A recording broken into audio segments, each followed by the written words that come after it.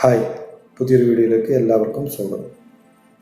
ഇന്ന് നമ്മൾ പരിചയപ്പെടുന്നത് ഫോട്ടോ സ്കാൻ എന്നൊരു ആപ്ലിക്കേഷനെ കുറിച്ചാണ്.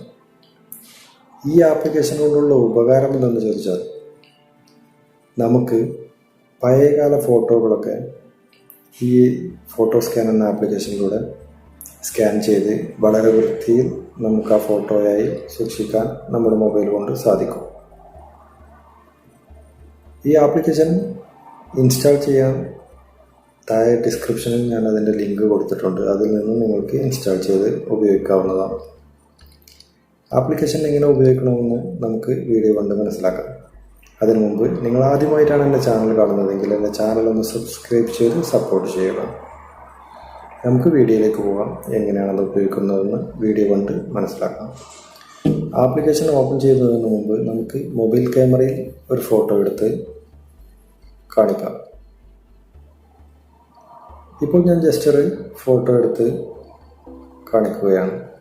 ഇപ്പോൾ നിങ്ങൾക്ക് കാണാം, ഈ ഫോട്ടോയുടെ സൈഡിലായി ലൈറ്റ് റിഫ്ലക്റ്റ് ചെയ്യുന്ന ഒരു പ്രശ്നം.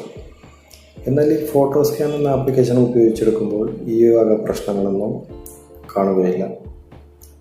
ഇപ്പോൾ ഞാൻ ക്യാമറയിൽ എടുത്ത ഫോട്ടോയാണ് ഈ കാണുന്നത്. ശേഷം നമ്മൾ ആപ്ലിക്കേഷൻ ഓപ്പൺ ചെയ്ത് അതിൽ ഒരു ഫോട്ടോ എടുക്കാം. ഇപ്പോൾ സാധാ ഫോട്ടോ എടുക്കുന്നത് പോലെ തന്നെ ആപ്ലിക്കേഷൻ ഓപ്പൺ ചെയ്ത് അതിലൊരു ഫോട്ടോ എടുത്തു കഴിയുമ്പോൾ 4 ബോർഡർ കാണാൻ സാധിക്കും, 4 ഡോട്ട്. ആ ഡോട്ടിൽ ഇതുപോലെ കൊണ്ടുപോയി നമ്മൾ ഫില്ല് ചെയ്യുക. 4 ഡോട്ടും ഫില്ല് ചെയ്തതിന് ശേഷം നമുക്ക് ഫോട്ടോ റെഡിയായി. ഇപ്പോൾ നിങ്ങൾക്ക് കാണാം, ഈ ഫോട്ടോ വളരെ വൃത്തിയിൽ നമ്മൾ സാധാ ലൈവായി എടുത്ത ഫോട്ടോ പോലെ നമുക്ക് കാണാൻ സാധിക്കും. ഇനി ഇത് രണ്ടും തമ്മിലുള്ള വ്യത്യാസം എന്തെന്ന് ഞാൻ 2 ഫോട്ടോയും ഓരോ സ്ക്രീൻഷോട്ട് എടുത്ത് കാണിക്കാം. ഇപ്പോൾ ഞാൻ ഫസ്റ്റ് എടുത്ത ഫോട്ടോ സ്ക്രീൻഷോട്ട് എടുത്തു, രണ്ടാമത്തെ ഫോട്ടോയും സ്ക്രീൻഷോട്ട് എടുത്തു.